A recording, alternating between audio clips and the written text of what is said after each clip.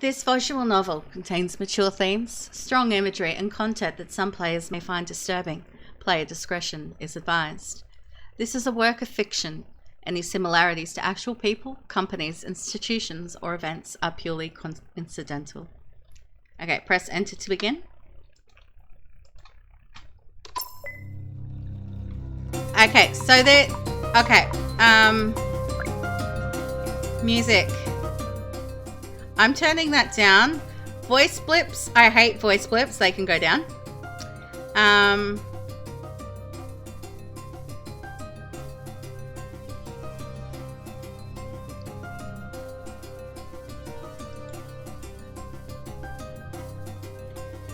Okay, so this is the demo for Advent Dawn. Let's check it out. Okay, default setting. Voice lines are prioritized with non-voice lines defaulting to voice blips. Mouth animations, voices, character tests. Okay. Welcome to the Advent Dawn demo. This preview covers the opening and the inciting events that sparks this story's mystery. The prologue is skipped here to dive straight into the scenario. The full version includes the complete cast, puzzles, the content submitted from this demo, and the branching paths throughout the cave and their ends. Enjoy this early glimpse into the darkness ahead.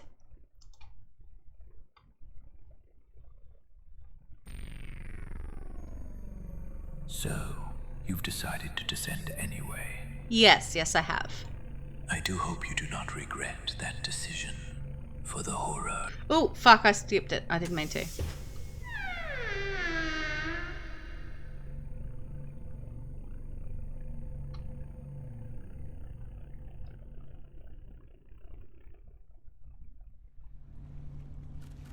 Six years later, present day.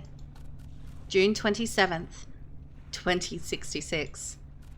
Line, current, Zeta. Something's poking me. Huh? What's that? Ah, cut it out already. I'm trying to sleep here. Ugh. Huh? Oh yeah, I'm still on the ship. I must have dozed off at some point. But what's this girl's deal? Can I help you with something? Hey, are you a scientist? What's that to you? Just answer the question. You seriously woke up a stranger on a boat just to ask him that? I mean, why not? Life's too short to hold back the questions you want to ask. Surely it can't be that short. Well, we're literally the only two people on this boat, in case you didn't notice. I have been busting to ask you this entire time. Then you had the audacity to fall asleep on me. Funny. I didn't even notice there was anyone else on here. I was too busy staring at your tits. Because, yeah. Like, the arms across, strategically, to push them up. So what's your answer already? Don't keep me waiting. I see. The allure of the lab coat is intoxicating to the female. It's tempting, but unfortunately waking up a stranger on a boat like this doesn't scream stable. Don't worry, I'm sure you'll find the right guy. Not that. It's actually quite hard to score a date with me. The scientist question, remember? Honestly, what do you think? You really think I would wear a lab coat purely for fun? Actually, yeah, I kinda do think that. Why would you wear a coat on a tropical island? Damn, she's got me there. I mean, I'm a real scientist, but it's true that I didn't need to wear my lab coat for this. But I can't tell her it's just for the ego either. She's got me cornered. And what about you? Surely you didn't need to wear something so revealing on the island? Nope, I sure didn't. I just wear this because it makes me feel good. Same as what you're doing with your coat, right? Damn it. She sure is perceptive. I'll give her that. Anyways, I think I've screwed around with you long enough. You're Dr. Atlas Everly, right? Huh? How'd you... I knew it! You weren't the only one summoned to this island, you know? Besides, the lab coat kinda gave it away. Right. I take it you've also been summoned to be part of the research expedition. Yep, sure have. And I guess I should introduce myself. The name's Amelia Miller. Nice to meet you, Doc. You don't strike me as a scientist. What's your role in the expedition? No, I'm no scientist. My role is to keep an eye on you lot. Make sure you don't land us in any trouble. I think we just hit the jetty. We must have arrived. After removing our luggage, we watch the boat recede into the distant blue. A sense of relief washes over me, having finally arrived. The sun's rays and the endless ocean before me rejuvenate me. It almost feels like I've arrived for a tropical holiday. It's been a long journey to get here. 2 flights preceded our voyage by the sea. It was a specially chartered boat ride. The team on the island hired out a ferry from Tonga Tapu to get us up here. Chubby Repairman, good morning. How are you doing? How's your morning so far? Can we do the thing for Chubby Repairman, please?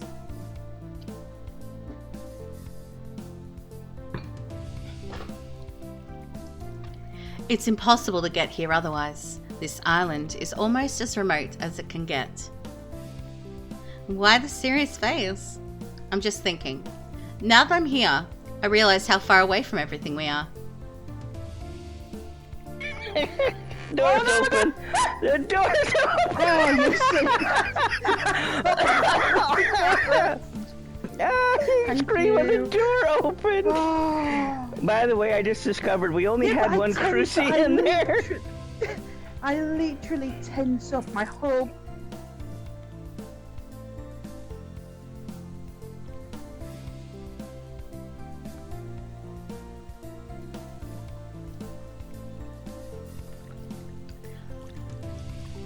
Sounds like a fun clip, yeah. I was reading the thing. But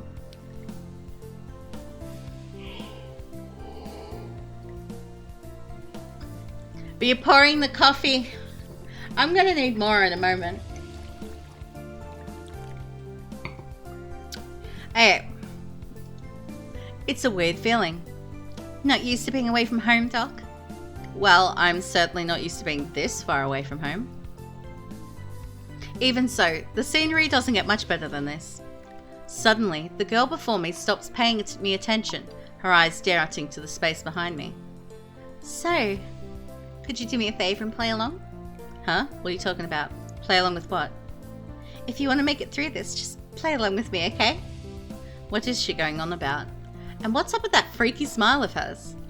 Just as I try to decode her nonsense, an unfamiliar voice beckons me back from over my shoulder. Well, it seems you've finally arrived, Dr. Everly. Fabian, I take it. Indeed. It's a pleasure to meet you in the flesh. I take it you had no problems with your travels? You sound like you got a stick up your butt, like you're one of those posh British butlers with a stick up your butt. No, everything was taken care of just like you promised. Good. That is good news indeed. Okay, I won't say posh British butler. Posh British heir that's grown up with like a silver dummy, like a golden dummy in his mouth that's pretty much like his father's a lord and his mother's a duchess, and yeah. This man sure has a strange way about him. I have to say, now that I'm here, it's dawning on me how strange all this is. Yes, I know exactly what you mean. Sometimes life is stranger than fiction, wouldn't you say? That's one way to put it. I've been anxious to hear why you needed someone like me all the way out here. It seems a little strange for a company as large as yours. Indeed. I understand why it would seem so. As I've said, I will tell you everything you need to know in due time. The research here is of a sensitive nature. You've talked a big game, I'll give you that. It's hard to believe this research will live up to expectations. I cast my mind back to Fabian's promises, research samples that are a scientific game changer. He kept almost all of the details vague, but I now understand the meaning of an offer too good to refuse. Perhaps it is hard to believe, but I can assure you, what you're about to see will far exceed your expectations. Either way, as long as you pay me what you've promised, Even if the research is a bust, it'll still mean the trip was worth it. Indeed.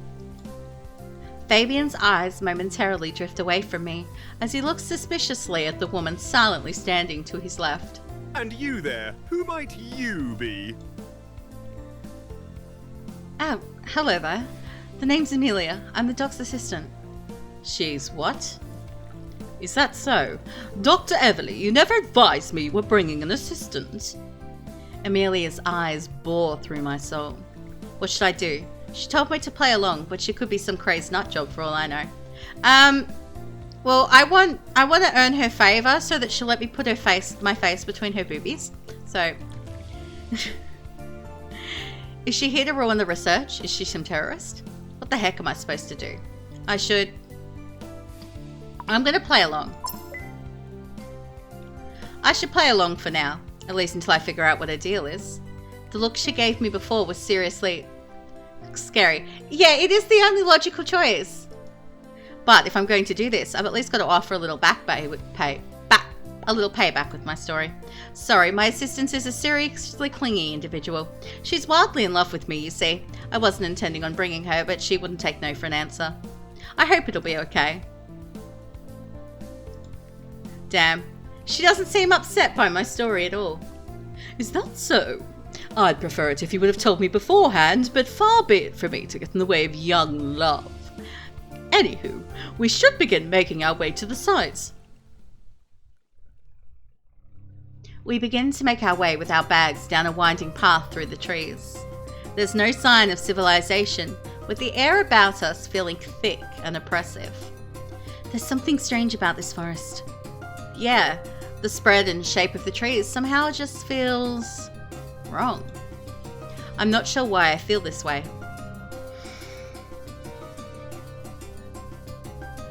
There's something in the air here.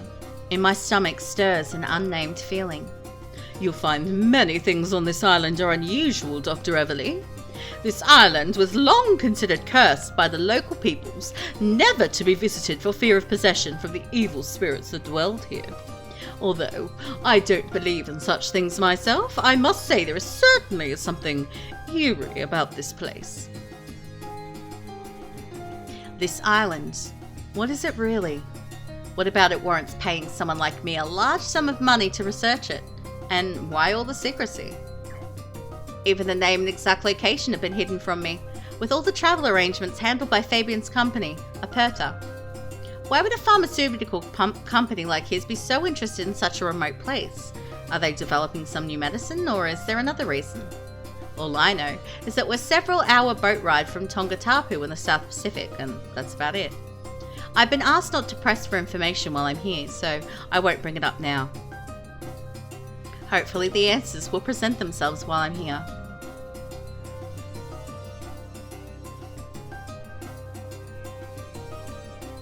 In any case, that's why you're here, to get to the bottom of what's causing all this. Causing what?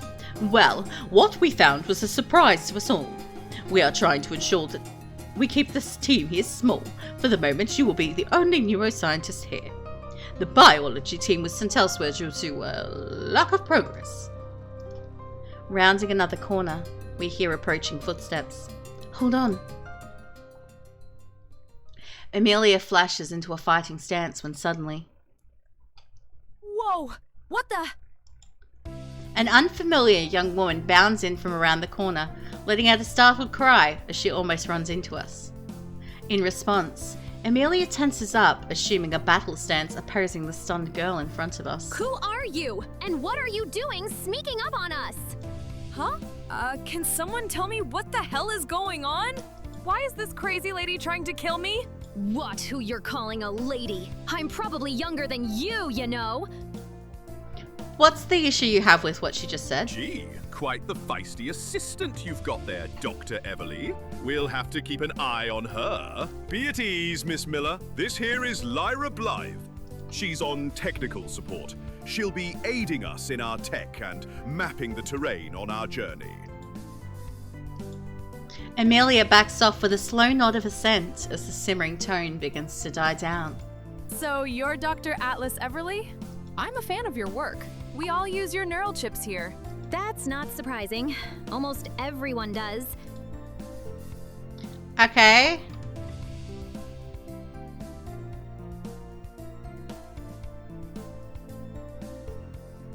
Who do I want to side with?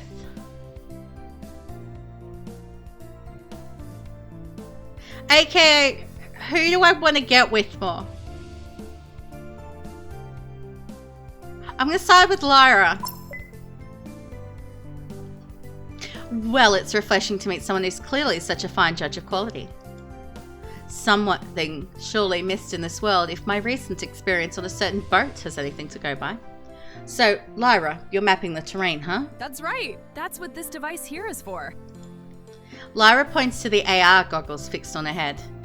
That's pretty old tech, but I imagine she has a good reason for the old hardware. Wherever we go, this device will give us a visual layout of our journey in real time. You can view the updated map data by clicking the magnifying glass icon on your neural interface below. I see, so it's that big of a journey that we needed a map, huh? Depending how far we go in our research, it could be. Don't worry, we'll be doing a full briefing down there once everyone has gathered together. If you can wait until then, everything will be clear. Lyra speaks with a tone that's sharp and sweet, both kind and direct, making it hard to reply in any way but agreement. Fair enough. Patience isn't my strong suit, but I guess it can't be helped. So, I take it you being here means preparations are complete? Yes, sir. Everything is now ready to take them down to the base. Excellent. Follow me. I'll lead the way. Our pace slows as the trail finally reaches its end. This is it. In that cave? Is she trying to blow her own cover? I give a light shove of my elbow into Amelia's back. Huh? I hope she takes the hint to stop asking stupid questions. She's got me involved now, so we're both in trouble if she blows this. Yeah. How else would we get in there? Don't mind her, she's just afraid of the dark. What? Anyways, don't we have some headlamps and protective gear to put on first? No need. At least not yet. Here, let's go. You'll see soon. After a short walk illuminated by Lyra's flashlight, we stop at the site of a metal structure. A door. That's right. That's why I don't need any equipment yet. This is an elevator that will take us down to the bottom of the first pit. It's where our base is, and where we can get you fit with equipment for the rest of the journey. Why isn't your base up on the surface? Have you ever heard of a base camp at Mount Everest? I think so. Base camp is located partway up the mountain. It's a better idea to have the supplies to closer proximity to where the real journey begins. So basically he's saying it's more convenient to have everything stored close to the research. Besides, this way it keeps everything out of the sight of prying eyes. So that's where we're going, huh? A conflicted look passes over Amelia's face. Come on, hop in.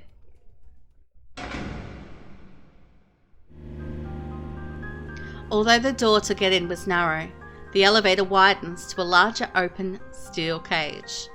We begin our slow descent, and through the gaps in the steel cage, I see the exposed rock face streaming upwards. It somehow looks to be flowing like a gentle stream. We are all silent, and in the darkness the mood somehow turns somber. Is that a result of the imposing darkness? I guess we are all products of our environment, with each carrying its own mood. Something about the beach on a sunny day seems playful, or a windswept hill feels like a cave to adventure. Yet, as we sink into the dark depths, it almost feels exposing. It's as if we're getting closer to the heart of the earth, to a core of existence us humans have no right to. This darkness contains secrets. I can just feel it. Yet at the same time, there is a claustrophobic feeling of unwelcome. You are right to fear this place. Huh? What was that? It's too late to turn back now. Huh? I look around. Everyone is still standing in silence. None of them appeared to have tried to speak to me. Hey, did anyone say something just now? Huh? No response, just puzzled looks. I guess nobody did. Then did anyone else hear like a whispering sound just then? Are you feeling okay, Doc? Really? What? Their puzzled looks make it clear nobody else heard a thing. In fact, did I really hear something just now? It's quiet in this place, and I did just let my thoughts run away from me. I've read that unfamiliar environments can play tricks on the minds. I guess I just imagined it. After waiting in silence for another minute or so, and hearing nothing else, I decide to put it out of mind. What else can I do? If I dwell on it, I'll just freak myself out and probably over nothing. Instead, I switch my focus and decide to ask the pressing question. We've been on this thing for a while now, just how far down does this thing go? Impressive, isn't it? This initial drop is almost 300 meters. 300 meters?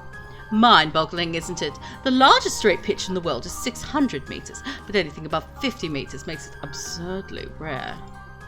Of course, this pit doesn't even begin to scratch the surface of how vast this cave is. And how vast is that? Nobody knows. We haven't come close to fully mapping it at all.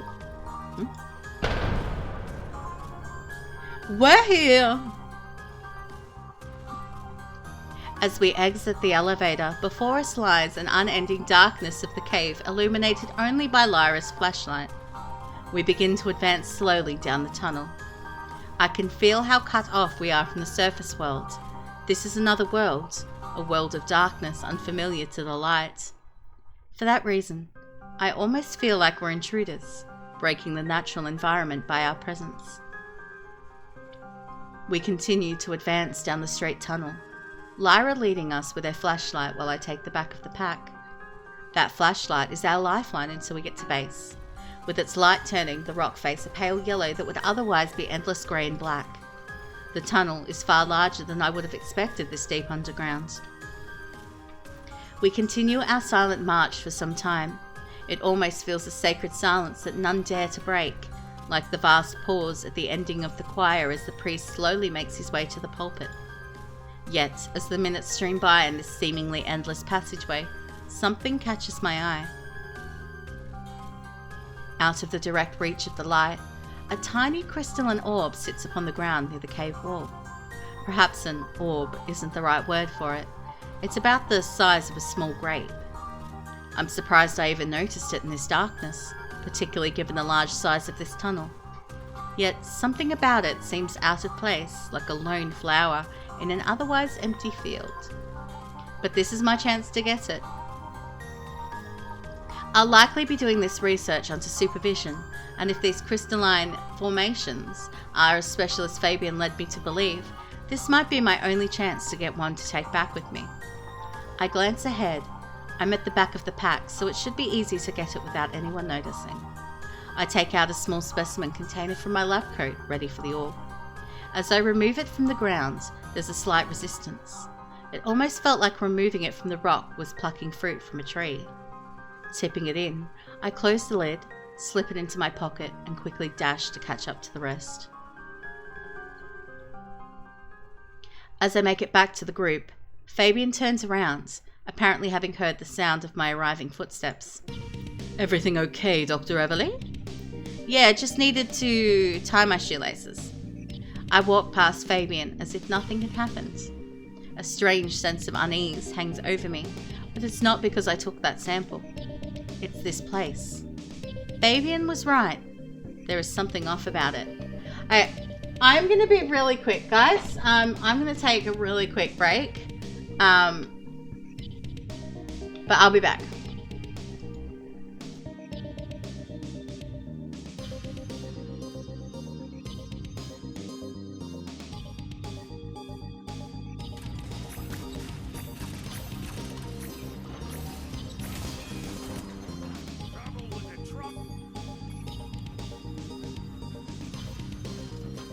Shut your fucking mouth! Shut the fuck up, you cunt! That is exactly how I feel about the pelican.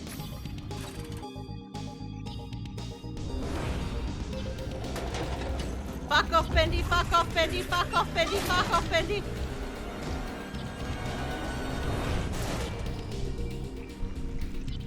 Bad Bendy! being chased by cows. Cows with guns. And dildos.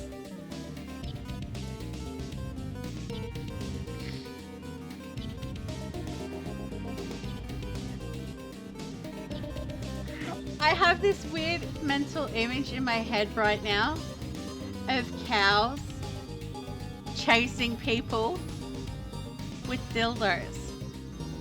Like I went from when it's like chased by cows and then it's cows with guns. I went from going cow dung flung in my head and then reading and dildos and then imagining them slapping people with dildos. My mind went to a really weird place.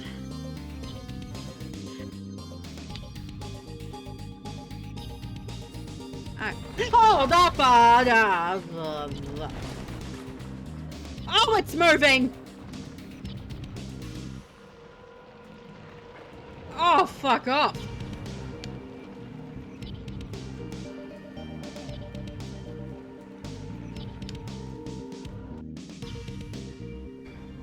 What are you saying to yourself in the other room?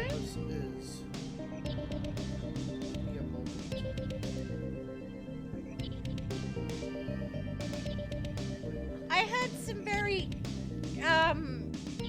like sus noises and a lot of growly. Are you summoning demons in there?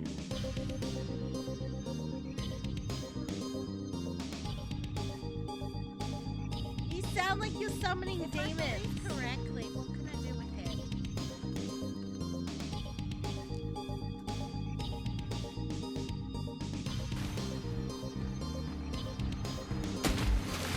It can't get me if I'm in mud, can it? Oh, no, it can! It can!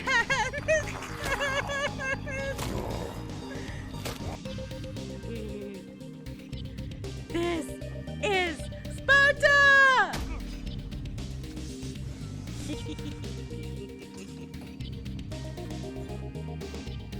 Did you go down a slide already?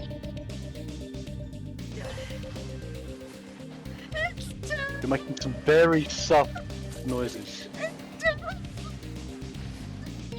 So terrifying about a slide. There we go.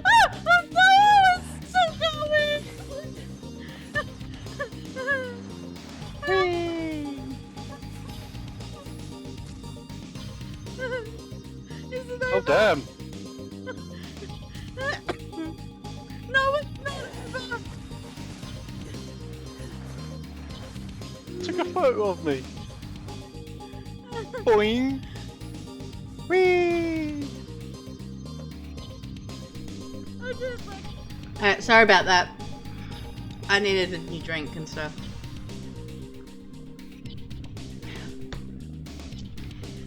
Okay. You okay, Atlas? Lyra turns to me, genuine warmth radiating from her expression. I must have had a silly look on my face again. Huh? I looked that pathetic just now, did I? Don't worry about me. I'm fine. Just lost in thought. Okay, I'll have another drink.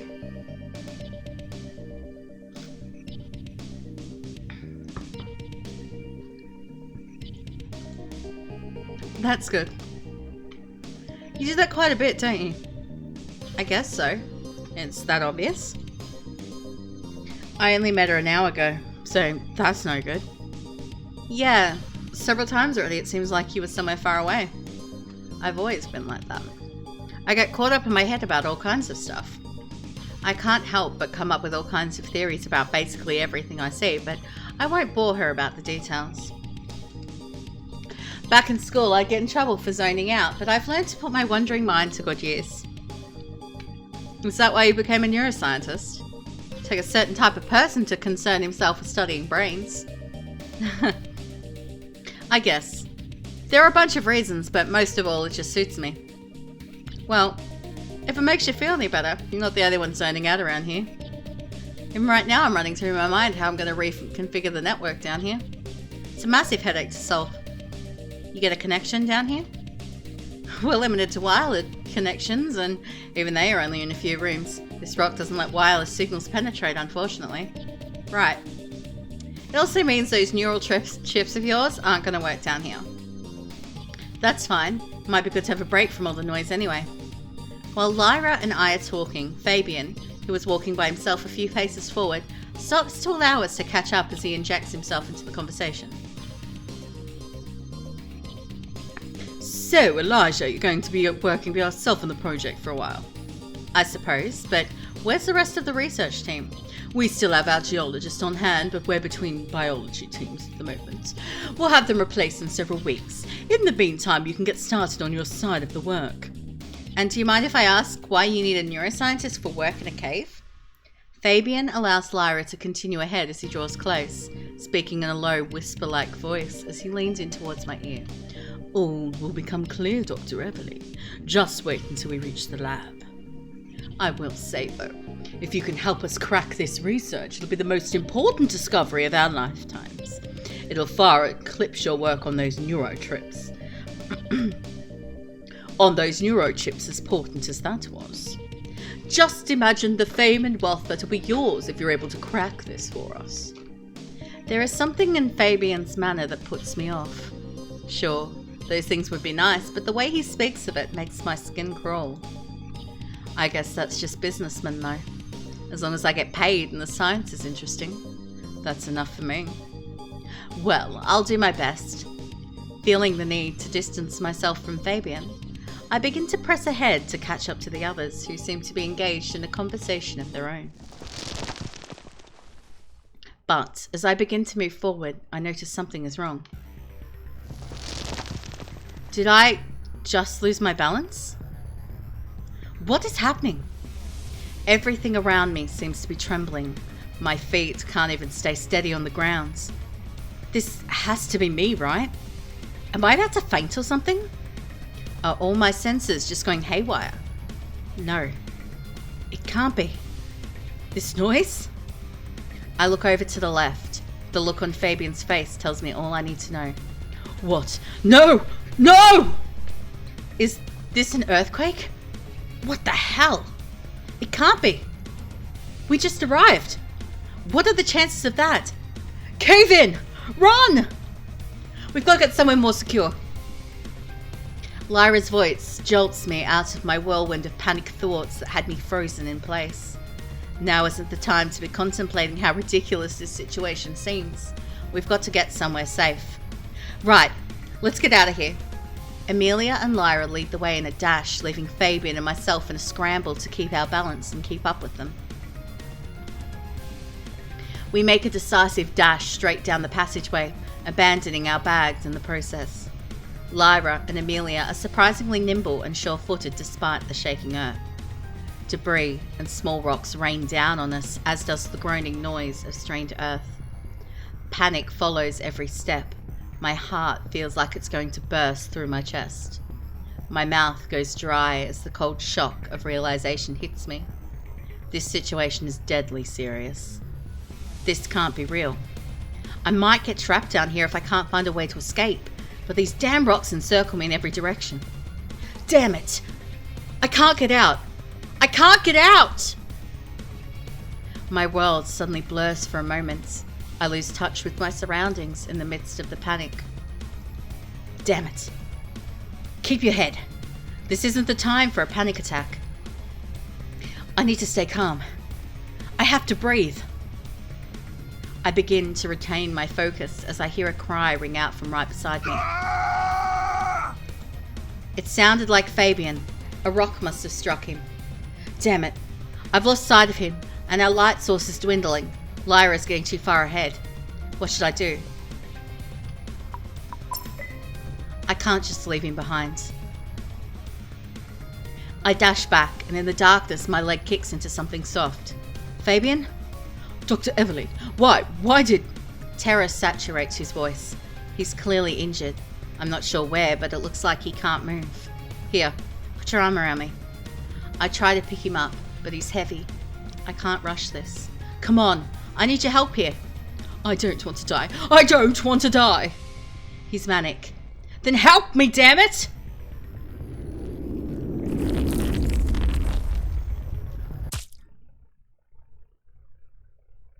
Huh? Where did all the noise go? And what's this sticky stuff on my shirt? Damn, I'm so tired. I'll have to rescue Fabian after my nap.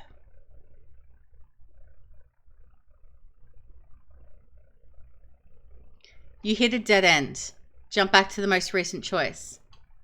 Okay, yes. It seems we shouldn't rescue him. Okay, there's no time. I'm about to run out of light. If I go back, I'm as good as dead. My best bet is to catch up with Amelia and Lyra. We can come back when the light source once the cave-in has subsided. If he's lucky, he won't get hit by any large debris. I keep my sprint steady despite the panic threatening to steal my breath.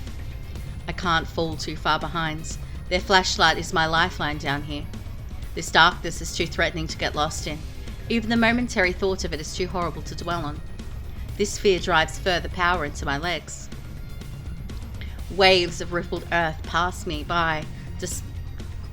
by me despite powerful tremors that threaten to throw me off balance entirely. But my initial salvation arrives. I catch up to the light source, and with it, Amelia and Lyra. It's still coming!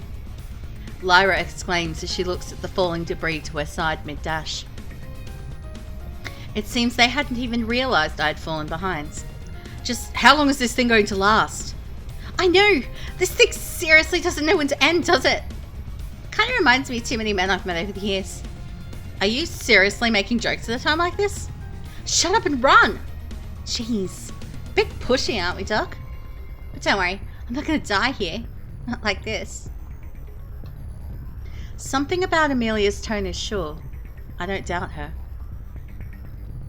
We continue our swift flight down the passage. My heart rate continues to climb. I'm not sure how much longer I can keep up this pace. But slowing down isn't an option. We hear large debris falling from behind us, and the roar is only growing louder as it begins to close in on us. The cave-in following us feels more like a predatory beast than a simple force of nature. We are the prey, and the predator is nature itself. This is not a battle we can win, only one we can hope ends of its own accord. What's going on? What kind of cave-in is this? Just as Lyra is uttering these words, we hear a roar emerge from behind us, a roar that is like the final surge of a wounded warrior on the battlefield. We can't outrun it any longer! Brace yourselves! At Lyra's cry, we turn back to see the advancing wave as we prepare ourselves for impact. As the darkening roar approaches, all I'm left with is the empty sense of the absurdity of it all, and a fool's hope that I might somehow survive. Death. It's here.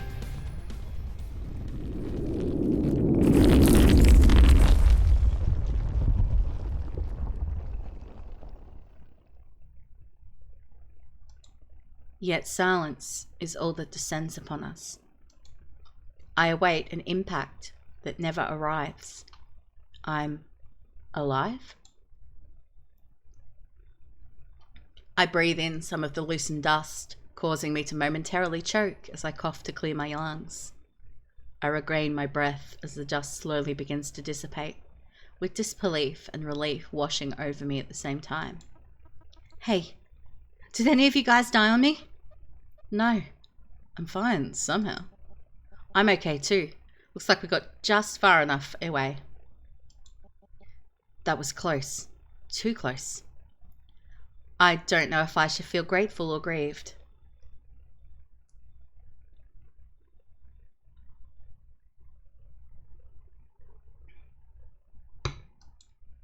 The fact this happened is senseless, but it could have been far worse.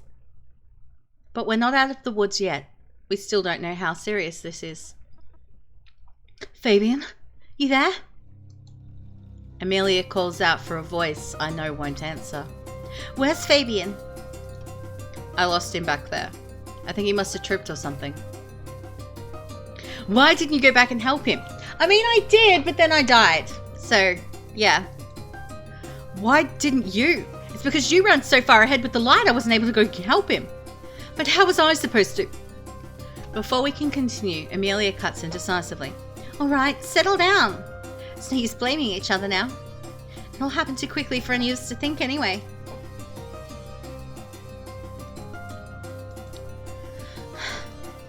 You're right. We spend a moment in silent contemplation, waiting for the dust around us to settle. For a moment, the cave-in seems to have stopped. We'll have to figure out what to do next. We have to go back and look for Fabian. Without the flashlight, he has no hope to make it through all this rubble.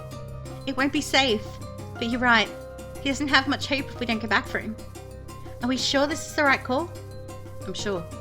The only reason I kept going was the thought I'd come back for him with the light.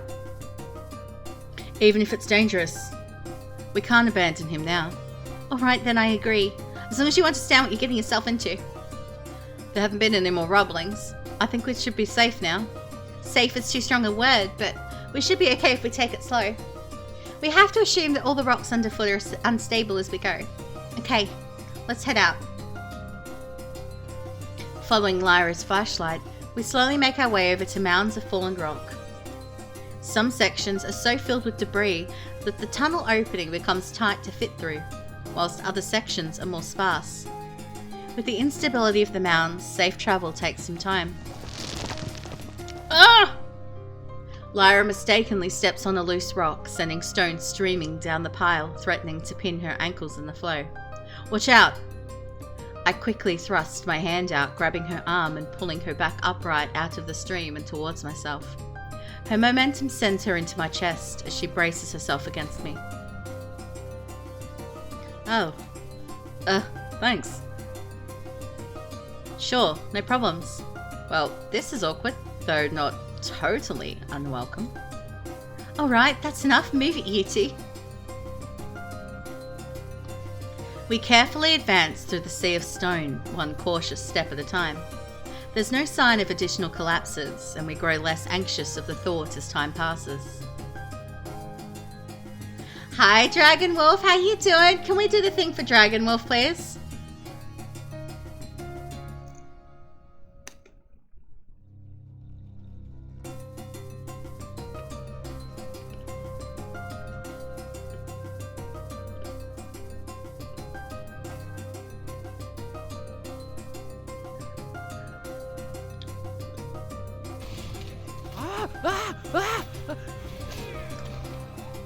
Well, looks like we're going to the beginning of the game, cause my love is a monster.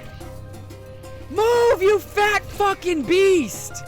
Why do you look like the freaking, like, a mutated version? Like, it's true though, your missus seems to torture you more than your other viewers. Cause I know when I'm in there, I throw stuff at ya. But then I also balance it out sometimes by helping.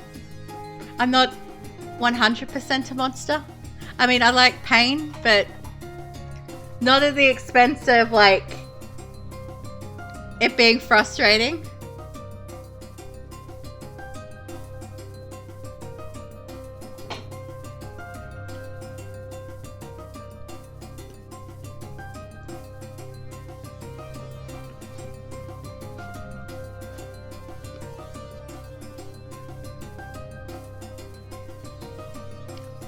"40 minutes left of work? Yay.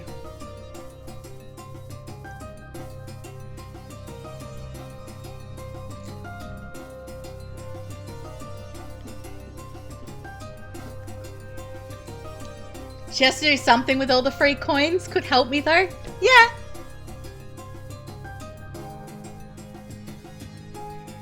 I mean, occasionally if I've got too many coins, that's when I throw a big thing at you. Because I'm like, okay, I've got too many coins. Here, have a big giant monster. But then, yeah.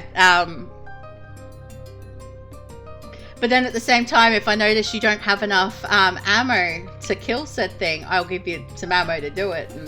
And, or some help, I'll try and do that, but we didn't have time to run far. He's got to be around here somewhere. Fabian! Fabian! We begin calling his name, awaiting a response. This section looks familiar. It must have been near here somewhere. Just as As I have this thought, I'm interrupted by Lyra's serene voice. No. Lyra can only repeat one word over and over.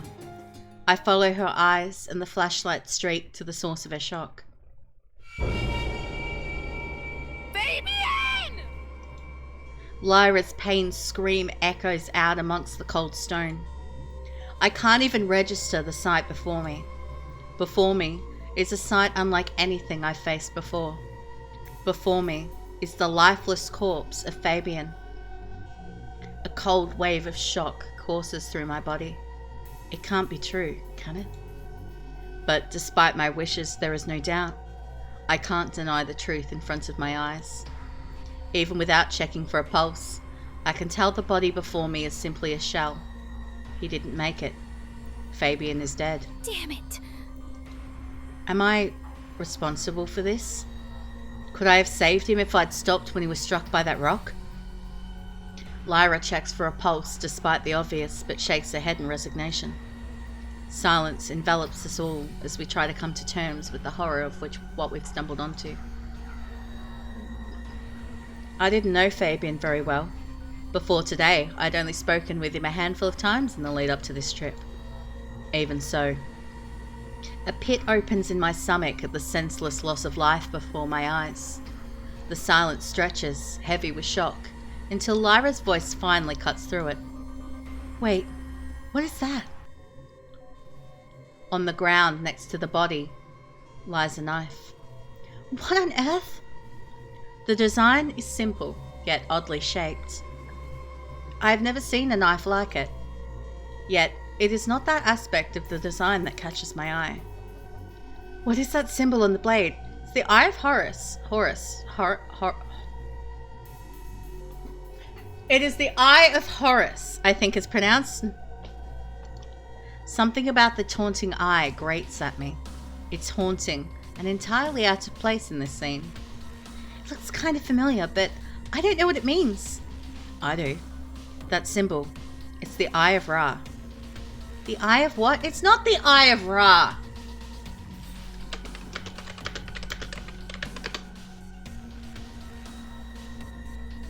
It is the Eye of Horus. I just checked. This is the Eye of Horus. Stop trying to tell me it's not.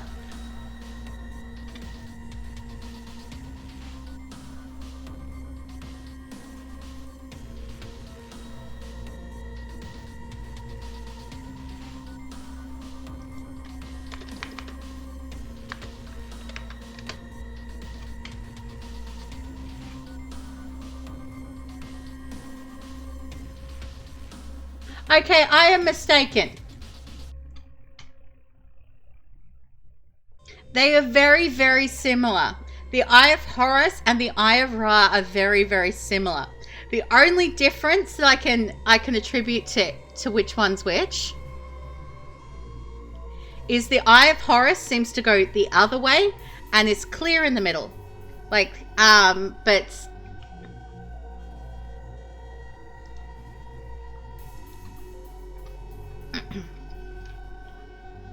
because there's a difference. The Eye of...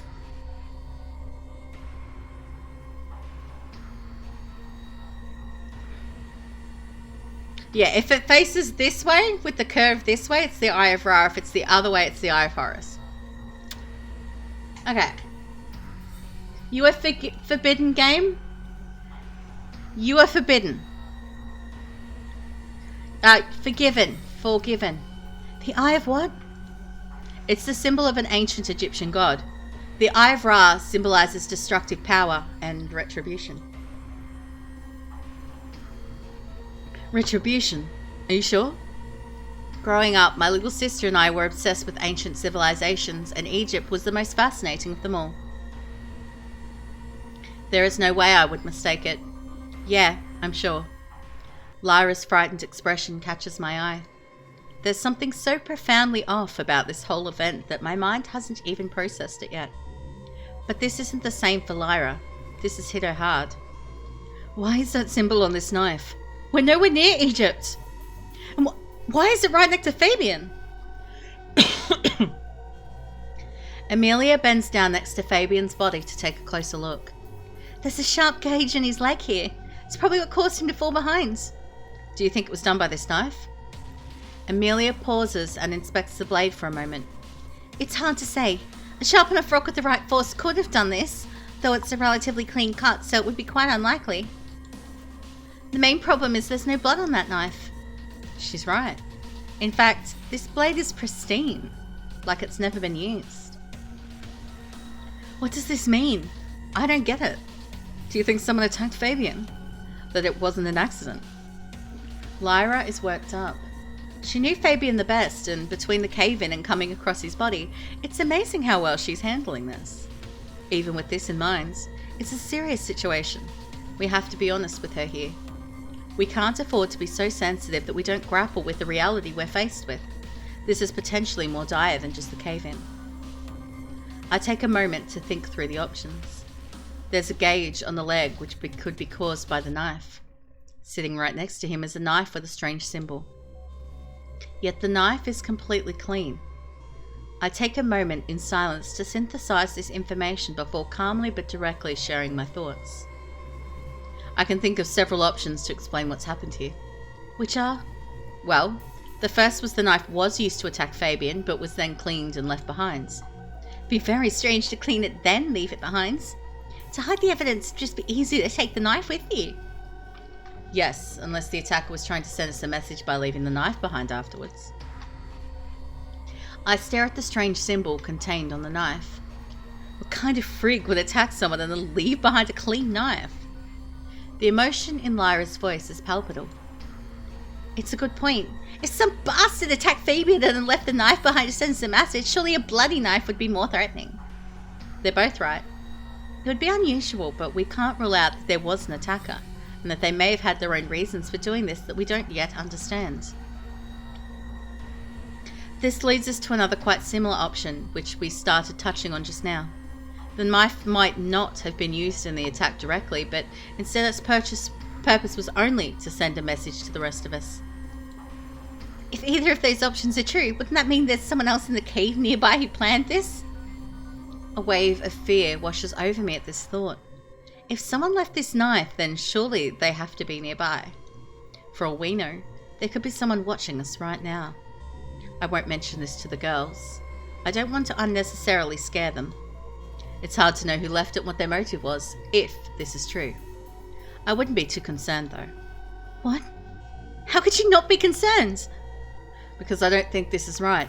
I think there's a much simpler explanation. The final option I can think of, and the one I think is most likely, is this, that it's Fabian's knife. There we go. This could be Fabian's knife that fell out of his pocket in the midst of the cave-in. Fabian's knife. This option makes the most sense.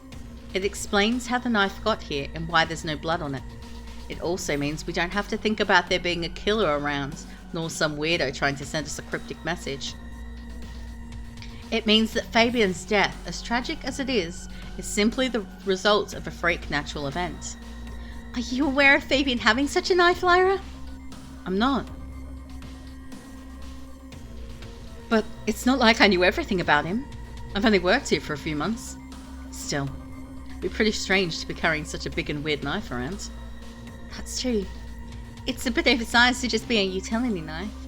Is there a case for it in one of his pockets? That's a good point. There's no way he could carry around such a sharp knife without a case. If it is Fabian's, he'd need a sheath for it. Let's see. Amelia looks around for evidence of a sheath in his pockets and around the body. We continue the search in the surrounding rock in case the sheath was separated from the knife amidst the chaos of the falling debris. Nothing. It's possible we just haven't found it yet and it's still here somewhere, but it'd take forever to search under every rock in this area entirely. You're right. This means all three options are still on the table, and they all pose major problems for us. Any of them could be possible, and even though the last option seems the most likely, we simply don't have the evidence to be sure. I also have to face my own bias. Every part of me wants the last option to be true, mainly because of the horror that would come from either of the other two options being true. Well, what do we do from here? I don't like the idea of leaving him like this, but we don't even understand how dire our own situation is yet. Plus, we don't want to interfere with a potential crime scene. She's right. As inhumane as it might feel, leaving him here like this might actually be the best option for now. We're really gonna just leave him like this? I can hear the pain in Lyra's voice. She's doing so well to hold it together, but this is threatening to break her. I need to reassure her. This doesn't feel right to just leave him, I agree with you. But look at it this way. It's our duty to make it back to the surface without disturbing the scene. Once we make it back, we can get the authorities to look over all this and then take the body back for a proper burial. Lyra's face twists in a pained frustration. After a few moments in thought, her face softens as she lets out a sigh of resignation. Okay, I understand. We have to make it back out now, for Fabian's sake. She speaks it out loud for her own hearing, stealing her resolve. Alright then, the first thing to figure out is if the cave-in affected our way out of this place. Let's see if the elevator is still working. As the two set out ahead of me, I pick up the knife to inspect it one last time. I turn it over to inspect the other side, which reveals a mirror image of the blade symbol, and in which case this one's the Eye of Horus. What could this mean? With many lingering thoughts, I place the knife back down and follow the others along the trail. Okay, we've reached the end of the demo, but the journey is really only beginning. You'll soon meet the rest of the cast of characters also trapped by the cave-in, followed by the... well, you'll have to see for yourself when the time comes. You can wishlist the game now on Steam and connect with us on Discord to give feedback, theorycraft, and get updates towards the full release. We look forward to seeing if you'll be able to escape the depths and discern the mystery. Until we meet again. Okay.